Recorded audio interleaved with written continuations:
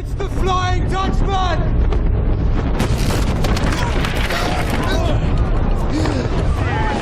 Read the rudder! How to port and how to starboard! Read the rudder!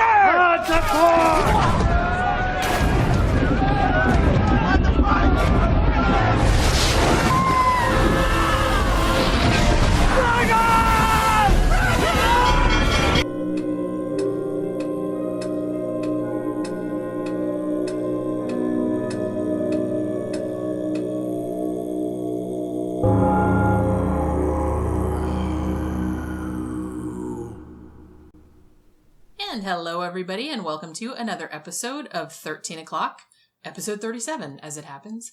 Yeah. So we're numbering them? We're back to numbering them again? Yeah, I guess so. Okay. Well, because I know when this one's going up, so it's not like, And what's the topic on this one? Today we're talking about how scary the ocean is, talking about sea monsters and ghost ships. Yeah, everybody knows that the ocean is bad. You don't need to be out on the ocean. You don't need to go there. That's not a place for people to be. All you got to do is just watch that series, I Shouldn't Be Alive. Yeah. And whenever man. And we're just like, no, don't buy a boat. That's not a place for people to be. No. Don't buy a boat. It's a hostile environment. A boat is a hole in the water you throw your money into and it could eventually kill you. And it will. Before we do that, we got some housekeeping to do. Yes.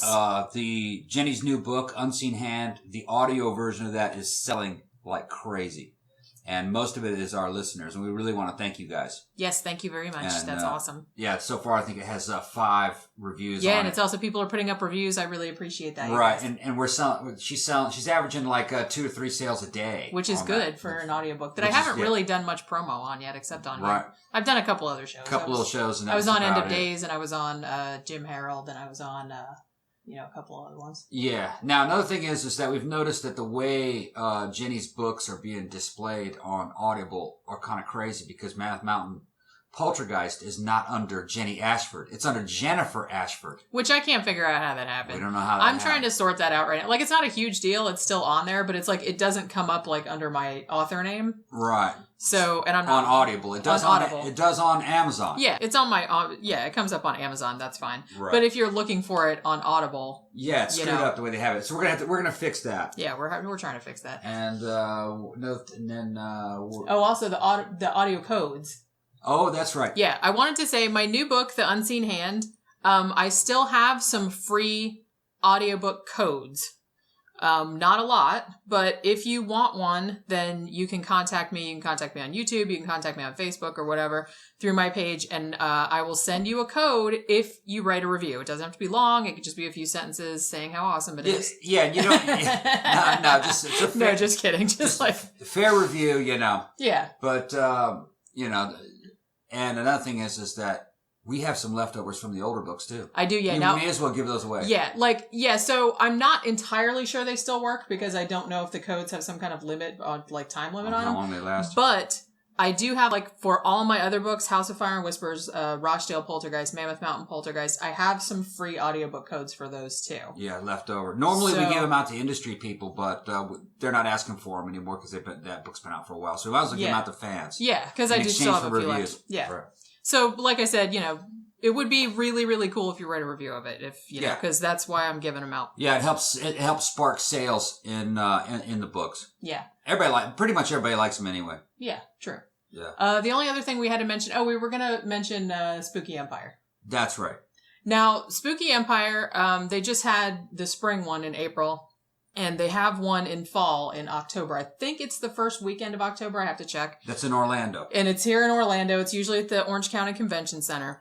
And if you want to meet us in person, or buy some of my books in person, you're right. You can get photograph and autograph and everything. We will be there. Yeah. And we're going to probably be on a bunch of the author panels and stuff like that. We did it last year. They actually put us in charge of the best author panel. The Sick and Twisted panel. The Sick and Twisted panel. The infamous. And we will have booze. And we give out free booze. Yes. All right. So free booze. If you don't give a shit about us, free booze. Come on. Yeah, and the last one was pretty fun. We got asked to do the last one on short notice, and we didn't have a lot of our promotional materials. We didn't have a big I had like a week. I had like a week's notice. Like a week's notice. That was it. But we'll have a lot of books to sell, and I don't think we'll bring T-shirts, but we'll bring probably photographed flyers of the T-shirts. Yeah, so you can see what they look like. Yeah, buying an inventory of T-shirts can cost a lot of money. actually, because we don't get them that cheap. Yeah, they're really not that cheap. The shirt company gets all the money for those things. I mean, the books are not that much for me to buy, but, right. Depending on which book it is. And, but yeah, last time Cassandra Peterson was there. Elvira, yeah. Who else was there? The kids from Stranger Things were there. They had a big panel. Tom Savini Tom Savini is at every single horror convention ever. Yeah. Like, he's been at every single one I've We were walking by and I said, I see a Tom Savini. He looked at me like, man, fuck you. I met him at one a long time ago, like for a few minutes. He looked about half drunk. I don't blame him if he was. He goes to those all the time. Yeah. But he seems like an okay dude. Yeah. And because I was like a big fan, so I was like all excited to meet him years ago. So if you guys are local in the area, or if you want to come down to Florida and go to Orlando, go to Spooky Empire, you guys will love it. It's a really good convention center. It's huge. Yeah. The only thing I have bad about it, I have to say, is that we had a hard time getting an internet connection in there. Yeah, I had a really hard time with the Wi-Fi. I think you had to pay to get a Wi-Fi password. Yeah, which meant that we couldn't. So I had a hard time using my PayPal here account, to charge money for for the books. And the food was outrageous and bad. Yeah, that's another thing. Like, don't tell anybody I said this, you guys. But bring a lunch. Bring your own food. Yeah. They have like a food court in there, but it's a little overpriced and very overpriced. And it was just fantastic. What was that? Like a little Pizza Hut, like a micro Pizza Hut. Yeah. And then they had like a Chinese. What was it? A Mexican Korean restaurant. Yeah, that was weird. Terrible. That was weird. Maybe it would be different vendors there. I don't know. I would imagine, because I think they're modular and they show up. They're just modular. They just show up whenever. Yeah. In terms of like the food. Yeah. But I'd recommend it if you go to that.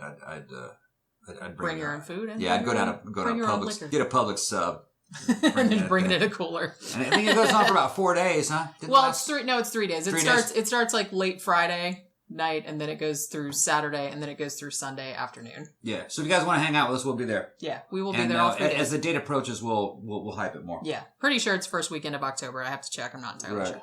But anyway, okay. So let's get to the topic now. Like I said, we're talking about the ocean, and we're talking about like the kind of romantic, all the kind of romantic and spooky, legends about the ocean. Usually sea monsters and ghost ships and stuff like that. Yeah. Which has always kind of fascinated me, because even though, and this, I'm not ashamed to say, I am terrified of the ocean. I would not go out on a boat. You couldn't pay me to go out in the middle of the ocean on a boat. No way. Yeah. Not even on a cruise ship. Fuck that. I've been out in it fishing. Yeah. Yeah. Like out in the open ocean? Yeah. Seasick. Gulf of Mexico. No, and Pacific Coast. No, thank you. I'm from California, but no, yeah, you get seasick. Yeah. Smaller boats. Even if you don't get seasick, here's the thing. The ocean, comprises 2/3 of the globe, right? Right. And we have it's miles and miles deep in places. Mm-hmm. We have no idea what the hell is down there. So you want to start with sea monsters. That's why we're starting with sea monsters. Okay. Now, the thing about sea monsters are one of the most commonly reported, quote unquote, legendary creatures. They go back to the Greek age. Oh yeah, Greek Golden Age. Sea monsters, Kraken. Yeah, things like that. See here, I was gonna say too. I mean, the Kraken is the most most well known, and everybody associates it with Greek mythology, but it's actually not Greek. No. Kraken, the name the Kraken is like Scandinavian. So it's like a Scandinavian sea monster. Yeah. Now, the whole story, because I think that happened because of Clash of the Titans, honestly. What happened was, in Clash of the Titans, even in the original one they made with Harry Hamlin in it, when did they make that? 1980 or 1981? I don't know, I love that. I saw I love that movie too. But the thing is, there is a legend in Greek mythology where Perseus kept Andromeda from getting eaten by the Kraken, but it wasn't called the Kraken, it's called the Cetus. The Cetus. Cetus, which is a Greek word. That's why they call whales and stuff like cetaceans. That's where the word comes from. But it's the same legend, though. On old Greek vases and stuff, they show that scene, and it looks like an octopus. Yeah. And the weird thing is, the original Clash of the Titans that they made, like with Harry Hamlin in it, like I said, for some reason the Kraken in that one looked like Godzilla. Right. Well, it just looks cool. Yeah, it did. I mean, come on, man. And then, he kind of had like fins on his face, sorta. Yeah, it's kind of like the creature from the Black Lagoon. Now, when they remade it, with what's his name that played Qui-Gon Jinn? I don't know. I can't remember what his name is. But the remake, the Kraken was much bigger, and it looked more like a Cthulhu type of thing. It had tentacles and shit like that. Okay. The strange thing about it, though, is that early, like the earliest legends about the Kraken or about Cetus or about stuff like that, some of them not so much like an octopus. Most of them more like a whale or a crab. So they're talking about Leviathan. Kind of, yeah. They're talking about Leviathan. Although that was later. I mean, that was a bit more a biblical story. But the thing is, though, that I think the idea, because it's in the Bible too, the Leviathan, a giant sea monster. Yeah. A giant sea dragon, really. Yeah. But see, I think that comes from Sumerian. Right. Well, Tiamat. That's right, Tiamat. Dr. Price, if we had Dr. Price on, he would tell you right now that the Kraken, Leviathan, the dragon, and all of that is Tiamat. And that has to do with Marduk destroying a cosmic space dragon and then ripping its body apart, and from that he made the universe. Yeah. And that's what Tiamat was. Yeah. Okay. Now, well, then she started out as a goddess that later that was one of her forms. Yeah, was a huge sea dragon. Stories are retold in the Old Testament and the New Testament, and every time it's retold, it has a different cultural spin on it. Yeah. Because it's being told to you by a different storyteller. Now, Dr. Price believes that in the New Testament, in the book of Revelations, the scene where the dragon is thrown into the abyss actually is kind of a metaphor of Tiamat taking the earth or the creation and throwing creation into the void. And because remember, in that part of Revelations, God is getting rid of the physical universe and everyone will live in heaven. Yeah. So destroying Tiamat and throwing the dragon into hell is kind of like a metaphor, for reversing creation. Yeah. Kind of cool. The interesting thing, too, is I hope that was intelligible. Yeah. Yeah, I know what you're talking about. Okay. I know what you're talking about. Because you're looking at it like, what? No, I was just looking at you because you were talking, that's all. Okay. Just looking at me makes me feel like I'm doing something wrong. No, I was looking at you because I was listening, that's all. Yeah, but I think that's kind of a cool idea. Everything was based on Tiamat and the destruction of Tiamat. Well, and also you have to, in Norse mythology, there's also the Midgard Serpent. Right. Which is like a huge sea dragon that got so big that it encircled the entire, it's encircled Midgard, right? Yeah, Midgard. And then it got so big that it could eat its own tail, like an Ouroboros. Right. I think all these motifs all probably had a common origin in Sumerian. See, that's what I'm wondering about, Sumerian legends. Well, the thing is, though, that legends of sea monsters, pretty much every culture that has any kind of seafaring history has sea monster stories. Yeah. And, some of the most popular, there's Korean ones, there's Japanese ones, there's Filipino ones, there's all kind of stuff. Now, they all have pretty similar... Yeah, it's hard to tell the difference between a sea monster and a dragon. The further you go back into time into these stories. Yeah. Tiamat and the Midgard Serpent may be different tellings of the same. It might be the same thing. Right. Now, there are also, like I said, the Kraken originally started out as like a whale-like creature or a giant crab-like kind of creature, kind of later evolved into like a giant octopus more type of thing. There's also something called, and please, I know I'm going to pronounce this wrong, but let me see if I can do it. The Aspidochelone, which is usually portrayed, and this is very common too, an animal that is so large that it is mistaken for an island. Yeah, these things are a trip. Now, the Aspidochelone, which has some other names too, it's usually portrayed, it was originally started out in the literature, usually portrayed as a whale. Most more modern kind of drawings and stuff like that, usually portrayed as a giant sea turtle. Right. Like a sea turtle that's so big. That looks like an island. That looks like an island, like it's got like trees and shit on its back. And what usually ends up happening, it's usually a malevolent creature. Like it looks like an island to lure people to their deaths. Like people will land on it thinking it's an island. And then in some stories, like the crew will like light a fire to cook something. And then the animal's like, hey, what's that on my back? And then he goes, and then he sucks them down into the water. And there's a huge amount of fucking stuff for that. Well, you gotta imagine, here you are, you're an ancient seaman. You know what I mean? And you're sitting there, you're looking at the ocean's horizon all day long. Maybe you might see an island. Your mind might play tricks on you. Man, wouldn't that be a trip if that's just the back of a creature? Yeah. And then that's a scary concept. So maybe that tail just gets handed down. It's like a meme, you know what I mean? Yes. Yeah. Some of those things are moving. Yeah. And maybe you might be able to justify bad navigational practices and incorrect maps. Hey, there should be something here and it's not. It moved. Yeah. It must have been alive. Yeah. You know, that island must have been alive. So I swear to God, it wasn't because I'm really just bad at cartography. yeah.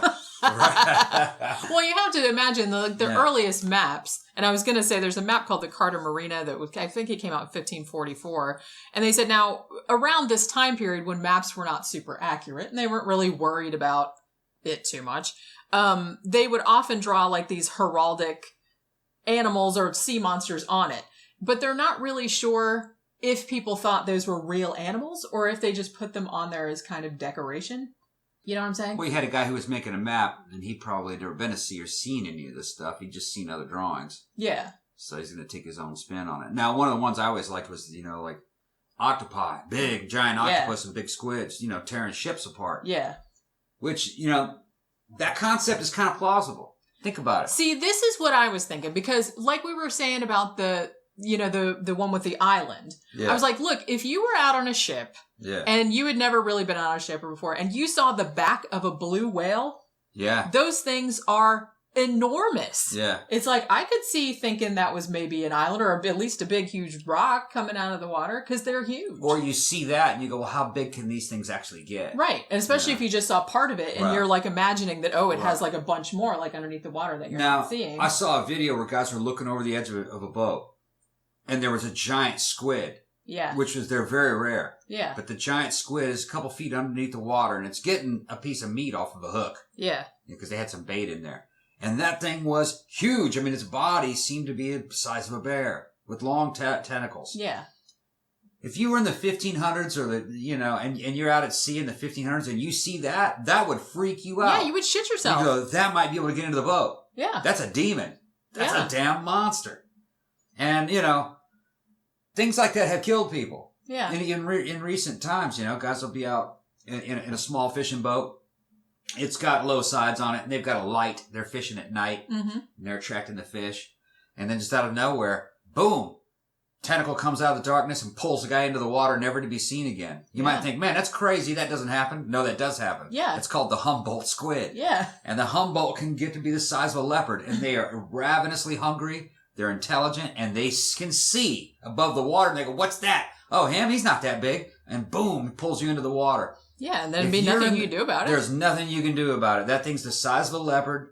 And in the water, they're jet powered, and they are so much stronger than you. They'll pull you into the deep, and they can take a bite out of you the size of an orange. Yeah. You tell me that can't kill you. Oh, hell yes, that can kill you. Well, yeah. And they eat each other. Look, yeah. They go into frenzies and eat each other. Well, some of them, attack whales and shit like that. Yeah. So, they're not, Right. And the thing is, I was watching, because we were watching a bunch of sea monster stuff yesterday, and there's news footage of a crew in New Zealand boat crew, and they caught a colossal squid. Yeah, which is bigger than a giant squid. Yeah, which is bigger than a giant squid. Yeah.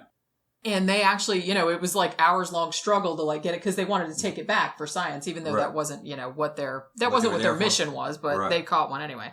And it was the first one that had been caught alive. Right. Because they had seen them washed up on beaches and things like that. But this thing was big. Yeah. It wasn't like, those old drawings you see with the octopus that's bigger than the ship. Bigger than the ship, right, yeah. But it was still big enough to scare the crap out of you if you saw that come out of the water. Imagine if you've heard these stories about guys being killed by tentacles. Yeah. All right? They're talking about the Humboldt squid. And then another time, a year later, you look over the side of the boat and you see something like a giant squid down there trying to get a piece of meat. All right? Yeah. All these stories are going to be passed around in the local tavern. Yeah. You're going to go, damn, man, there's stuff down there that can kill you and it's big. And if you were to see a giant squid or a colossal squid, you would be apt to think, especially you're in these old wooden boats, if that got into the ship, it would kill people. Yeah. Well, they were pretty intelligent, and this is before commercial fishing. Maybe there was a bigger whale population, a bigger ocean population. For all we know, and there was no, fishing, so I think these creatures probably could have lived longer and gotten bigger. There may have been squid and octopi big enough to maybe pull a board off of a fucking boat. Oh, yeah. And stick a tentacle in there and grab somebody and try to pull it out. They're smart enough to know when food is present. Oh, yeah. Cephalopods are not dumb. They're not dumb. And if you got guys who are throwing chum over the side every now and then or fish pieces, And those octopi are going to go like, hey, man, there's food in those. Especially at night. Yeah. I've seen those before. Yeah, I've seen those before. Just open the can and there. there's food in it. It wouldn't surprise me maybe if they crawl up the side. They've got tentacles. Yeah. And they'll crawl up the side, get inside the ship, grab something, and then just jump back over. Well, what happens if they grab a guy? Yeah. Or if a guy just sees it? They don't even have to grab the guy. The sailor just sees it, and in his mind, as superstitious and as fearful as they were, it was coming after me. Yeah. That's what he would say. Well, and I think that's what happened. Like, I'm not one of those people that has to think, and one, I don't think it's super crazy that an octopus as big as a ship might once have existed, or could still exist, like in the deep ocean. Whales are as big as ships. Yeah. And some squids are pretty damn big. And a lot of the ships of the day, when those drawings were made, were pretty small. Yeah, we're not huge. So, like I said, if a whale can get about as big as a boat, I don't see why an octopus couldn't. I would think all it would take would be to see an octopus with a body that was about the size of a small bear or a bear, not counting the tentacles, and that would be enough to send dudes into drawing those pictures of something about the size of and like ship. I said, the more that it got passed around, it might have gotten exaggerated. It got bigger and bigger, right. You know, yeah, do I think there's an octopus the size of an island? Probably not. Oh, hell no. But is there one that's almost as long as a small boat? Sure, I can see that. Yeah, well, I think that one of those giant octopus, or giant squid, I think if you even added the tentacles to it, I think it was like, 15, 20 feet long, 25 feet long? Yeah, something like that. Well, I think the colossal squid that crew from New Zealand caught, I think that was 27 feet. Yeah, when you see it in the water from the surface, you're looking down and it's kind of inflated, and being held buoyant this by one the had water. a big old head. They look huge. Yeah. When you get it out of the water, it lays flat, it doesn't look that big. Yeah. But when it's in the water, they look pretty damn massive. Now, I should say that... like I said, I'm not one of those people that thinks, every single legend has to have, fact behind it. No, it doesn't, because they can make shit up. Because people can make stuff up. Yeah. But because sea monsters are so common in mythology, I do think people are maybe seeing things that they're exaggerating that could be construed as sea monsters. Yeah. Like I said, people were seeing giant squids. They were seeing big-ass octopuses. Yeah, whales. They were seeing, big-ass whales that they didn't recognize. Maybe... Because...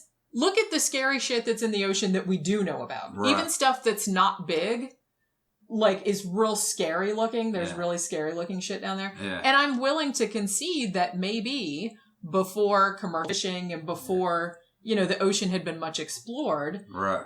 Some of these deep sea creatures were probably really big and they'd only get seen every now and then. Right. So they'd have kind of like a mythical allure around them, because just every now and then a sailor would see one and it would be this big crazy looking thing. Well, plus you got these big pieces of blubber washing up on shore, and pieces of giant octopus called globsters, big. Which people thought were sea monsters, or they thought they were giant octopus, because there actually one washed up in St. Augustine, Florida, which is only a few miles from here, and this was years ago though. And people thought it was a giant octopus, but generally what those are, they call them globsters. At first they think because they're these big, huge things and they wash up on the shore, but usually what they are when they do DNA testing is sperm whale blubber. Because I guess when sperm whales die in the ocean, the blubber detaches from their body and tends to float and turn up on the shore somewhere. I even think some of those genesis, some of those stories like the sirens and mermaids and things like that. I think that's dolphins, because when you think of it, like sirens calling you to your death and mermaids calling you into the ocean into your death, right? Yeah. Well, imagine you're at sea, you don't really, and you look down and you see a bunch of dolphins, begging for food, you know, and you're looking down at them. Yeah. Dolphins kind of look like they're smiling. Yeah, they have smiley, friendly faces. They're like, oh man, look at them, they're smiling. Oh, they're friendly. The guy next to you goes, don't go down in there. They're going to call you down in there to your death. They're calling you to your death. They're not that friendly. They're not friendly. Some dolphins are friendly. They may have started legends like that. Things that call you, that look friendly, that call you to your death. Some dolphins are friendly. Because maybe somebody tried to jump in there one time and they drowned. Yeah. Well, I don't think, a lot of these guys didn't know how to swim, I don't think. No, not sure how many seamen actually know how to swim. And then some dolphins form rape gangs. Yeah, yeah. We should do that. Dolphin rape gangs next time on, no, not really.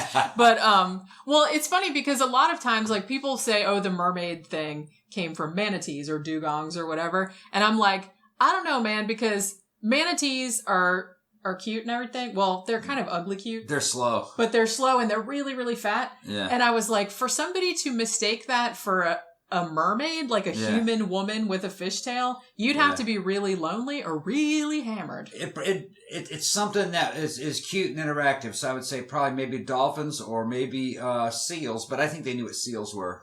You'd think they would know what dolphins were too, though. Evidently, seals are very curious. They'll get in a boat with you and they'll try to socialize with you. I've seen some YouTube videos of that shit. With a seal like jumping up in there, going, "Hey, got any fish? What's up? Hey, how are you guys doing? What's up? What's going on?" But so what I thought I was going to say something else about the Kraken. Oh, you know what? I was going to say this about the Kraken too. This is kind of interesting because if any of you guys are kind of science nerds like I am, Carolus Linnaeus, the guy that invented taxonomic thing. He started classifying animals. Now, his first publication, Systema Naturae, that came out in the 1700s, had a kraken as a real animal in it. Now, later editions, he actually took the kraken out. Now, he took it out of his little system, but he did mention it. But although he said, it's supposed to live like up by Norway, but I've never seen one. Right. But so it's kind of interesting how, because, there weren't that many people out on the ocean, really. Right. They didn't know a lot about what was going on down there. Mm-hmm. And, so there's kind of a lot of back and forth about, well, were these real animals? Were they? Yeah. Some people thought they were, but a lot of them, they were going by other people's word. I saw this thing with a long neck that looked like a brontosaurus. Yeah, if you were to tell me that a whale could have a horn on it, I wouldn't believe you. But then they were seeing the narwhal. That really doesn't exist. That's what I mean. It's like, so that's why you can't really, I don't think you can discount all of the stories. Like I said, I don't see there being like an island-sized octopus or anything or an island-sized turtle. Yeah. But I can see, like, some of the weird shit that they said they saw. Yeah. Like, I saw a big-ass squid. Yeah, they caught one later. Yeah. But everybody thought it was dumb at the time. Like, nah, you're tripping. No. Later on, they were like, oh, they were right. I think maybe back in the 1500s, 1400s when all that was going on, those creatures may have been more plentiful, a little bit bigger. And probably more aggressive. Yeah, it might have been. Because, they weren't using internal combustion to navigate. They were just using sailboats. I imagine cleanliness wasn't too good in those ships, so they had it probably smelled like food. It's just like a little food floating along. Yeah, and they're going to try to get into that boat and get something to eat. Yeah. Yeah, you'd think. There was no engine sound to scare them away. Yeah, true. And how smart could an 80-year-old octopus be? And he weighs a couple thousand pounds or something like that. Imagine that. He's bigger than a bear. He's maybe 80 years old. Yeah. Imagine with an octopus brain, he could get pretty smart.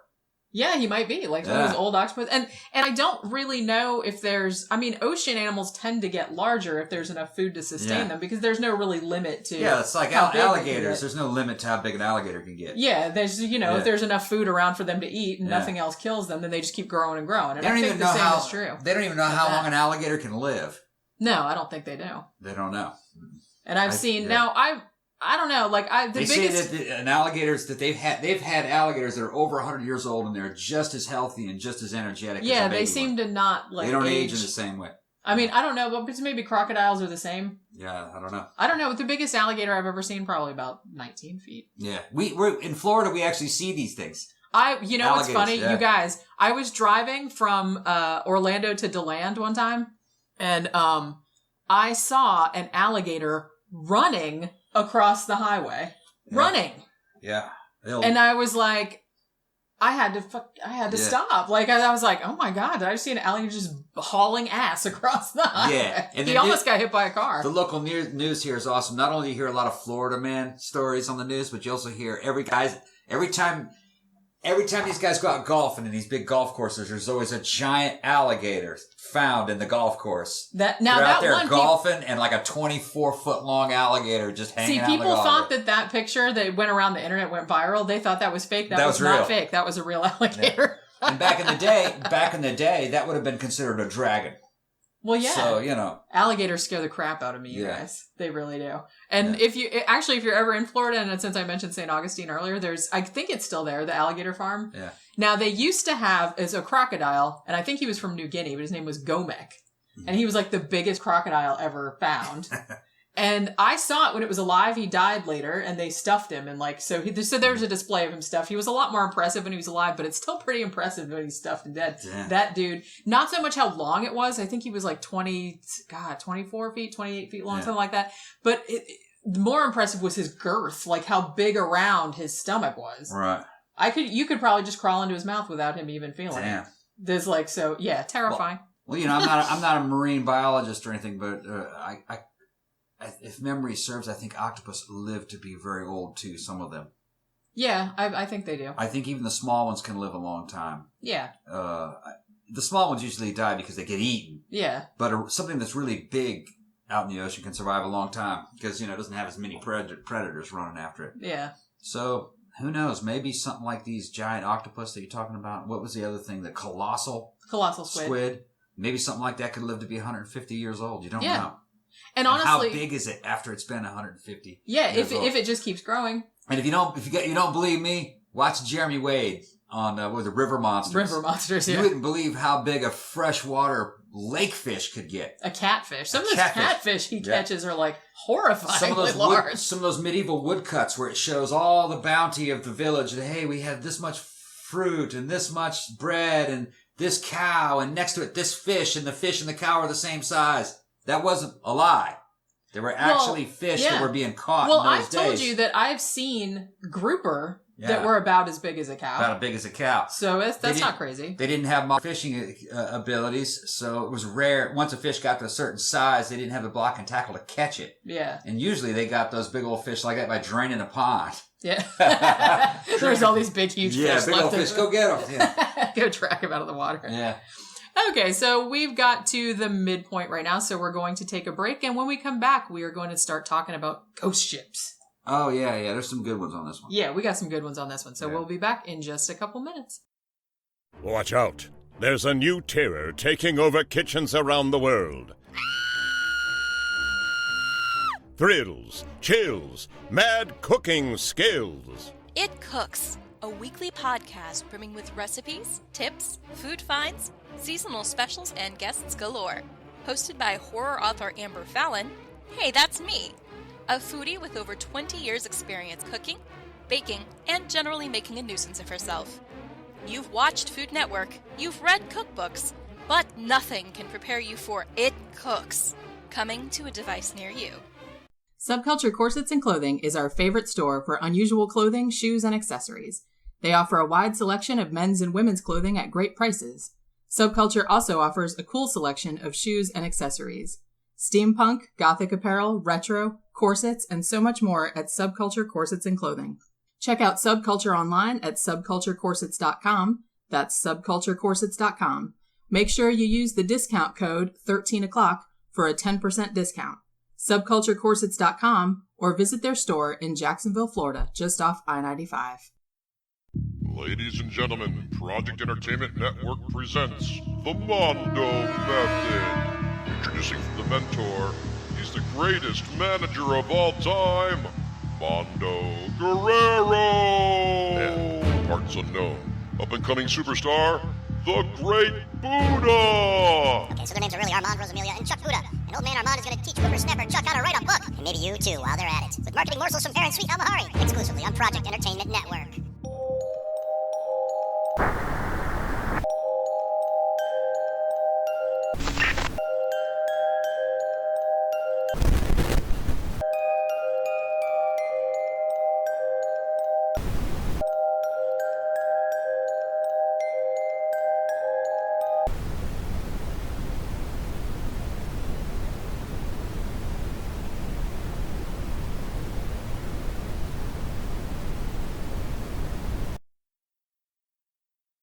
And we're back, talking about the mysteries of the sea. Yeah, ghost ships. Different kinds of ghost ships. Some ghost ships are just legends of ships that come back. Now, but I always like the real ghost ships. Well, the ones that are just here's the out thing. There. The thing is, when you say ghost ship, it can mean one of two different things. It could mean like a straight up phantom ship, right, like a ship that people are saying that's not really there.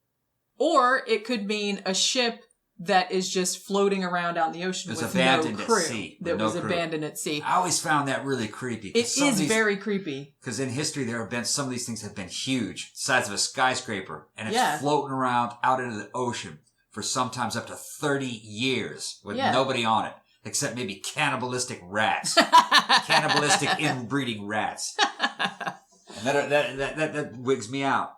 Well, there is something very creepy about, well, one, because it just demonstrates how vast the ocean is. That something as large to us as a big ship could be floating around out there. And not hit anything for 30 years. And just for years and years and not hit anything. Yeah. Now. And rarely be seen. Yeah, and only be seen like every now and then. Every now and then they'd see, oh, there's that thing right there, and it's just an old hulk. Yeah. Floating. Yeah, there is something very eerie. With all those empty rooms and all that furniture in there. Kind of like something that Exploring with Josh, if you ever see that YouTube channel, Exploring with Josh. Yeah, shout out to Exploring with Josh. Yeah. We like that YouTube channel. Yeah, man, that's a weird one. You find these old abandoned mansions and abandoned buildings. Theme parks and stuff like that. It's super creepy. Yeah. I'm not sure like what it is. Maybe that's why I kind of like watching you play Fallout and stuff like that. Maybe that's why, because I really like that whole creepy. It's abandoned and people it's used to live here and there's like all their stuff and it's like super creepy. And it's been 30 years and 40 years. Yeah.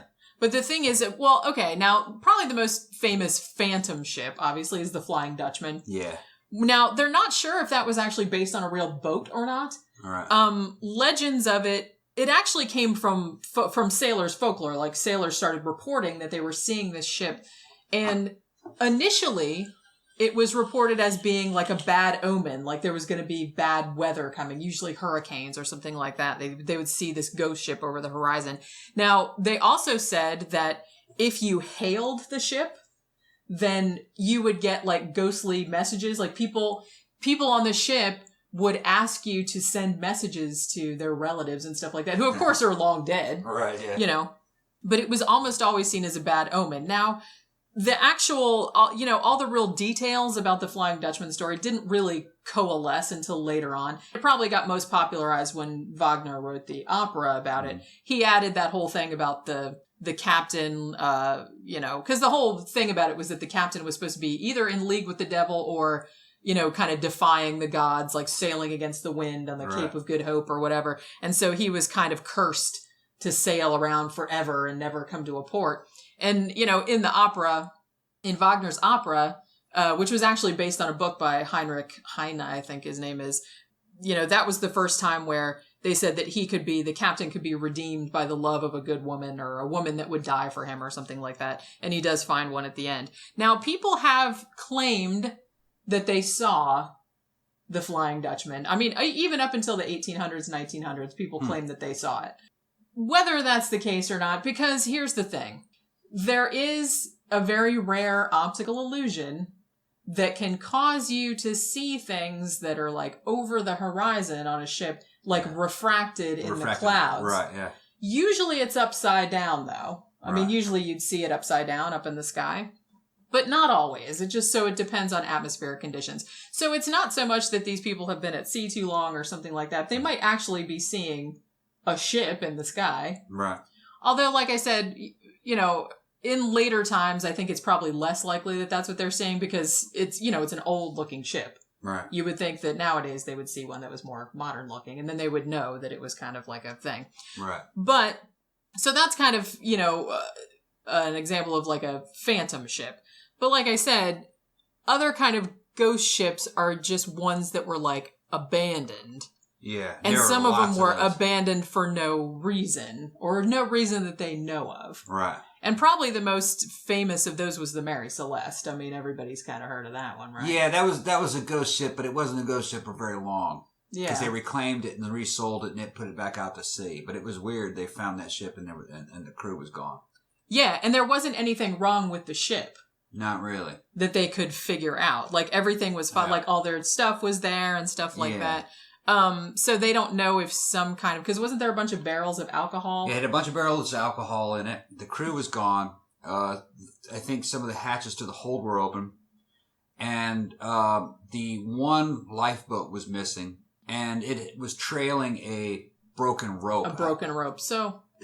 There wasn't anything paranormal. It was just a disaster at sea. I think I think they thought a fire was going to break out, and that some of the and so they all got in the lifeboat, and they all got in a lifeboat, and it was towed behind the regular boat, so they were planning to get back on the boat, right? And rough seas caused the rope to break, and then they weren't far from land, only about 30 miles. Yeah, so it wasn't like they were out in the middle. No, they weren't. They weren't way out in the middle of nowhere.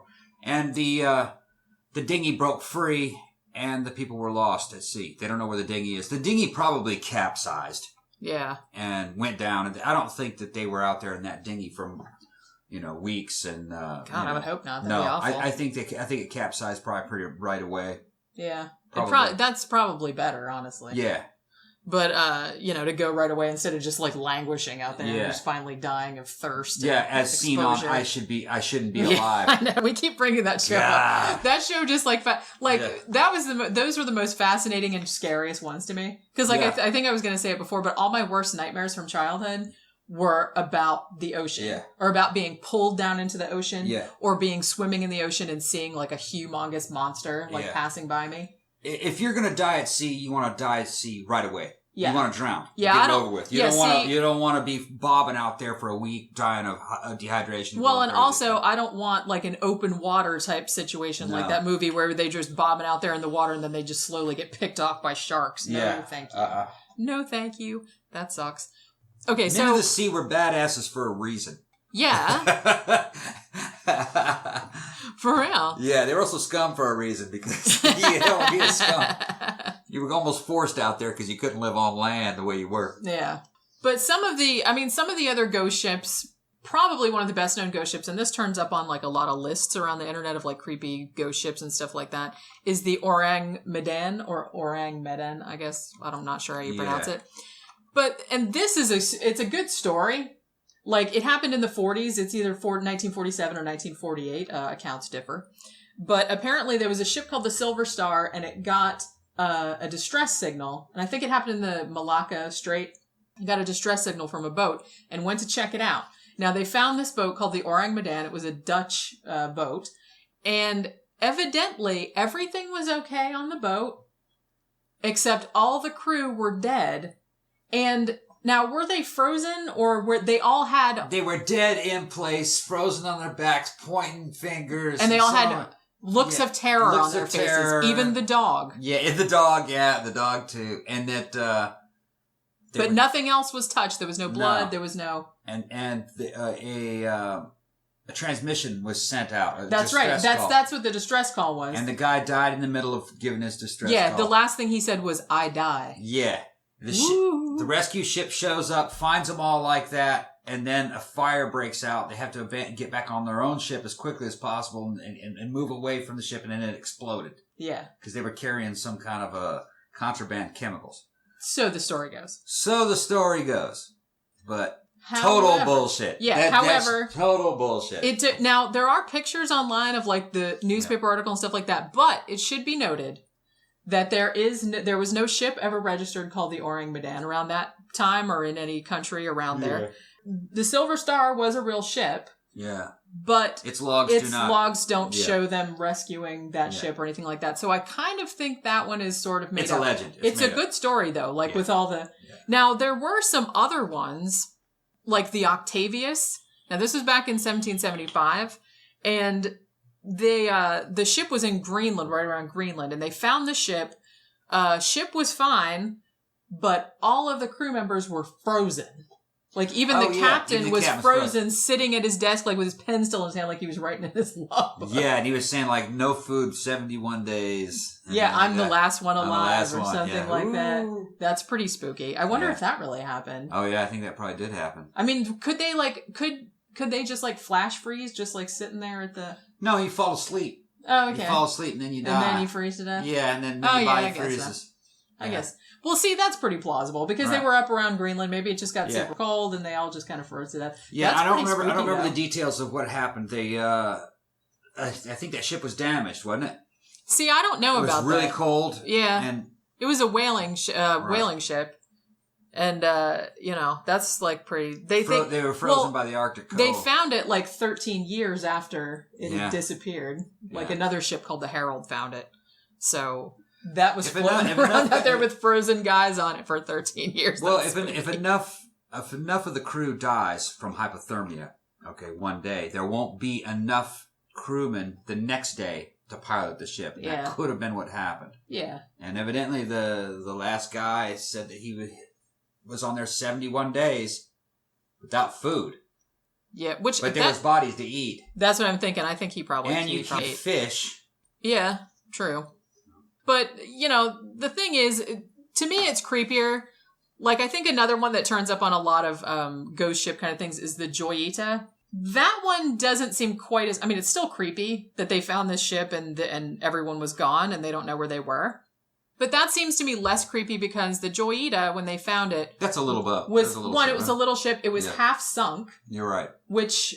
They that thought was the one that had the barrels in it. Which, they thought that it was supposed to be unsinkable because the hull was lined with cork and it had all these empty barrels of so they thought, well, there shouldn't have been any reason for the crew to abandon it. But when they found it, it was half sunk, and I think they found bloody bandages. Yeah, there was an accident. So I think there was an accident or pirates or something. It was probably something like that. The radio was also, on that when the radio was broken, it could only broadcast a couple miles. Yeah, that's right. Yeah. That was just some kind of accident at sea, maybe rogue wave, something like that. Yeah. Mechanical failure in the ship. It started to take on a little bit of water, and one thing led to another. It's real easy for one thing to lead to another out there on the waves. Yeah. And I mean, another one problem can cause 6 other problems, and then people can die. Yeah. In rapid succession for different reasons. Yeah. Because a boat turned over on its side. Well, here's another one too. Is that and this was more recent. I think this was 2007 or something like that. Wasn't that the Kaz 2? And it was those 3 guys. It was an older guy and 2 brothers, and they went out on the boat. Oh yeah, they never found them. And here was the weird thing about that. Nothing was wrong with the boat. No, computers were all still their on. Stuff were still, their laptops were still on. Yeah. There was food out, they were planning on sitting down to eat. Nothing was messed up on the boat. It wasn't wet. It wasn't, there was no blood. There was no nothing. Yeah. No reason for them to not be and there. And the guys were just gone. It wasn't piracy though. I think somebody fell overboard and then another person, without thinking, jumped down there to go get him. Maybe. Although their family said they wouldn't do that because they were super experienced sailors. They would have put out the lifeboat. They would have thought. They were working on something and they fell over. They must have. They found a lure, a fishing lure, hung up near where the motor was. Yeah, that's right. Maybe that guy was trying to get that lure out. Yeah. The fishing lure out, and he fell. Maybe another guy with him. Maybe 2 of them fell out at the same time. You don't know. Yeah. And then the other guy ran to go to the helm to go get him. And he may have slipped on off. And then once you're off that boat, you couldn't get back onto it. Yeah. And it was running. I think it was going, 14, 15 knots? You couldn't swim up to it. Yeah, I think it was going 15 knots. So, if you fell off, you'd kind of be housed. Yeah, it would just leave you behind. Yeah. So, yeah, because it wasn't a giant boat. No. I mean, it had to be something like that because I think people were like, oh, rogue wave. I'm like, yeah, but then shit would be knocked over, shit would be wet, and stuff, and nothing was. Right. So, it just looked like they'd all just kind of... You got to look at the probabilities. There's a lot of ships out there. Oh, yeah. All at once. All right. Some of them end up being these ghost ships, but it's rare. Yeah. But if you have enough ships out there long enough, you're always going to have that small percentage rise to the top. You know what I'm talking about? Yeah. And that's what we're looking at. We're looking at the freak incidences. Yeah. Yeah, these are definitely freak incidences. It's creepy to think about though. And like I said, it's way creepier when you can't figure out. Right. And like I said, it's kind of like, when we talked about the Dyatlov Pass incident and stuff like that. Right. It's probably, if you were there at the time, you go, oh, okay. That's what happened and it wasn't that crazy. Right. But because you don't see that and there's no really reason for, like I said, these 3 guys just disappeared off this ship. Obviously it wasn't a rogue wave. It wasn't pirates. I mean, it wasn't anything like that. What was the name of that ship that had the cannibal rats on it? That was called the Lyubov, what is it called? The Lyubov Orlova? Yeah. Let's tell that story. Well, that was actually, okay. When I think of a ghost ship, this is the one I think of, because this is like a huge ocean liner. That's what it looks like. This is like it's like a cruise ship. It's a cruise ship. Pretty much. Now, it was built in the 70s in Yugoslavia, but they actually decommissioned it in 2010, and then it sat around for a few years. And then they were trying to decommission it. They were going to sell it for scrap. So what ended up happening, though, is this one company, was trying to tow it to a particular place, and then they lost it. Like it came unattached, and then they said, "Fuck it, we're not going to go get it." Yeah, it was like chained to it, and the chains broke or the lines broke. Yeah, and it was set adrift, and they just said, screw it." Yeah, because I think what ended up happening there, because the guy who owned the boat owed all this money. Yeah, so they came to take it for scrap, to recoup the investment.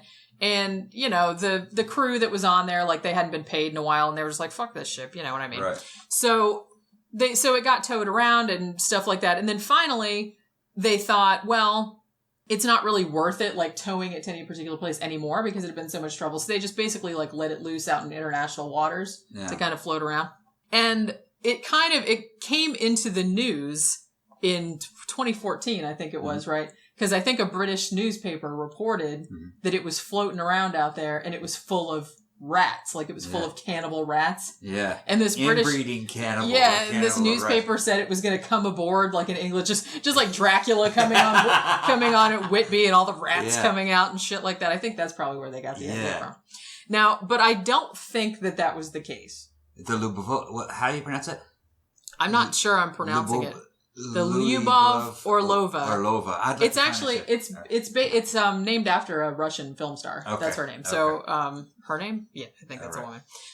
Could be a man. Yeah, it's actually a pretty ship. It's actually a pretty ship. It is very nice. Yeah, floating around out there by itself, Fallout 4 style. Yeah, with nothing around. It's just with rats, vampiric rats.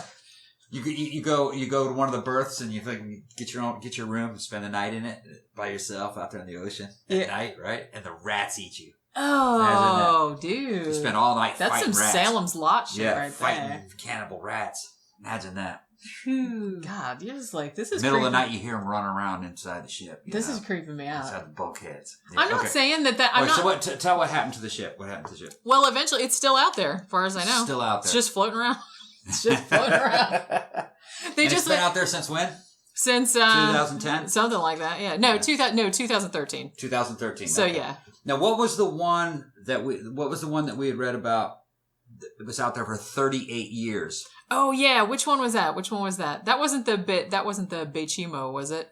Bechimo. Yes, it was. Yeah, Bechimo. The SS Bechimo or Bechimo or however you pronounce it. I don't know. Yeah, this one was out floating around for 38 years. Yeah, and it's a wooden ship, I think, wasn't it? What year was this? This was actually, it was abandoned in 1931. Okay. And it was also supposedly unsinkable, although you know how that worked out for the Titanic, just saying. But so it got kind of cast adrift, and then every now and then people would see it, around Newfoundland and stuff like that. And I think it got seen in 1969, caught in the pack ice. A bunch of Inuits saw it up there. Man. But yeah, so it's they think that now it's probably sunk by now, right? Because no one's seen it for a while. But I mean, they had sightings of it 38 years after it was abandoned, so it was just floating around out there. And it was abandoned for probably it was during a blizzard. They they abandoned it. I don't. Okay. So I guess the crew just were like, "Fuck this," and they jumped off and left it. I guess. I don't know if the either that or it was in debt and the people who owned it were just like, "Fuck it." Yeah. That's true. That was just one we came across. There's oh my god, it's fascinating because there's so many of these. Yeah, there's so many of these. There's there's one. The HMS Eurydice.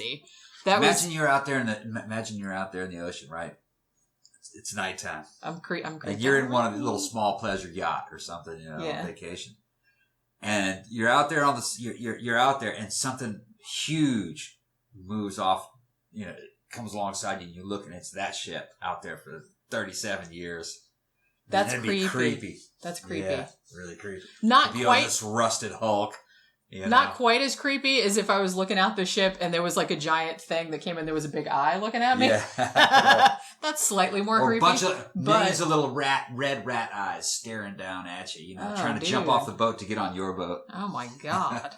They're that hungry. Yeah, they are hungry. Anyway, it's been about an hour. Yeah. Oh, I was going to say, I was also going to mention the HMS Eurydice if you want to look that one up. That was from 1878. Another blizzard got caught off the Isle of Wight and capsized.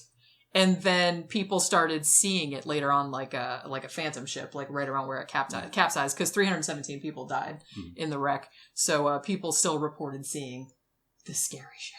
And another thing that's cool about like the Phantom type ships is that a lot of times people will see them with skeleton crews on them. Yeah. Which, can you imagine? Okay, now I would shit myself if I saw that. If I was out in the boat in the middle of the night. No, I know, but it's like, I'm not that, I don't have that much of an imagination, so I don't think I would see that unless it was really there. Yeah. That's like this scary ship going by in the night with all these fucking skeletons on it. Fuck that. All right, so anyway, I guess we're done yapping, because it's getting to the end of the show. Oh, the free audio books. Where do they contact you? Yeah, you can either contact me if you want a copy of the Unhand and maybe some of my other books. The codes might still work on those too.